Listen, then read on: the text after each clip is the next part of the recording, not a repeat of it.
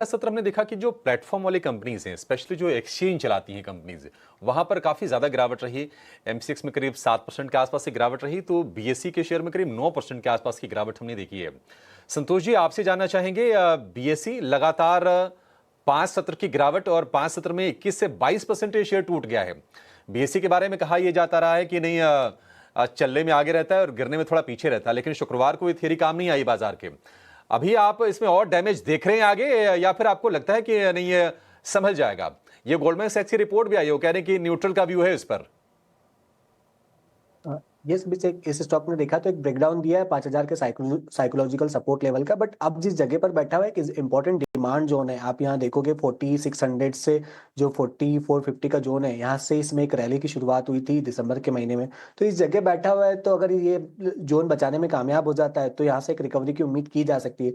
लेकिन in case ये stock 4450 के नीचे फिसलता है तो फिर रिस्क बन जाएगा कि स्टॉक अपने शायद 200 दिन के मूविंग एवरेज जो 4000 रुपए के आसपास है वो टेस्ट करते नजर आएगा। तो आज इंपॉर्टेंट रहेगा देखना कि या 4450 4500 का जोन बचाने में कामयाब होता है या नहीं। तो अगर ये बचाता है तो एक रिकवरी देखने को मिल सकती है। फिर 5000 का जो साइकोलॉजिकल लेवल है और वहीं पर 100 डे मूविंग एवरेज भी है, वो एक रेजिस्टेंस रहेगा।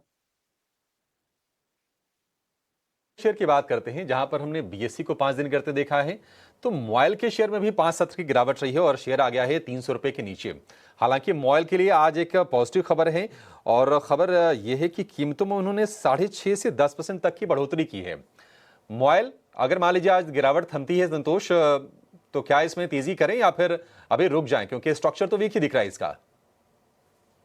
मॉइल का स्ट्रक्चर बहुत कोई अच्छा नहीं है। स्टॉक का सपोर्ट जरूर है करीबन 280 रुपए के आसपास, लेकिन सारे मूविंग एवरेजेस के नीचे ट्रेड कर रहा है। इन केस स्टॉक 280 के नीचे फिसलता है और ट्रेड करता है तो रिस्क बन जाएगा कि शायद और डाउनसाइड देखने को मिल सकती है, जहां पर इसमें 258 तक के नेक्स्ट लेवल देखने को मिल सकते हैं। तो फिलहाल के लिए अभी अवॉइड करना चाहिए, कोई ट्रेड नहीं करना चाहिए मॉइल में।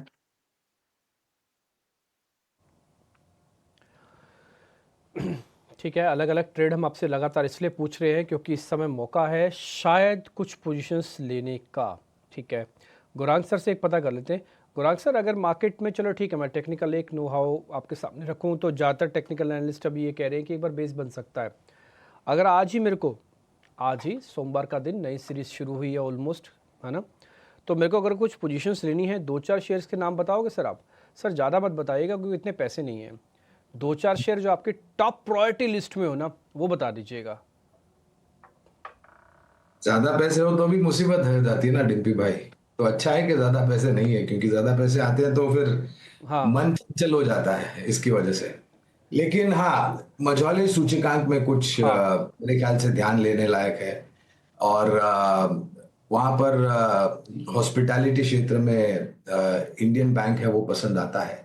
मझौली आईटी क्षेत्र की कंपनियां हैं वो पसंद आती हैं, छोटी मझौली, केपीआईटी टेक, साइंस लिमिटेड, ये हो गए 3 नाम। और एक अगर वित्तीय क्षेत्र जुड़ना चाहूं तो आईसीआईसीआई बैंक।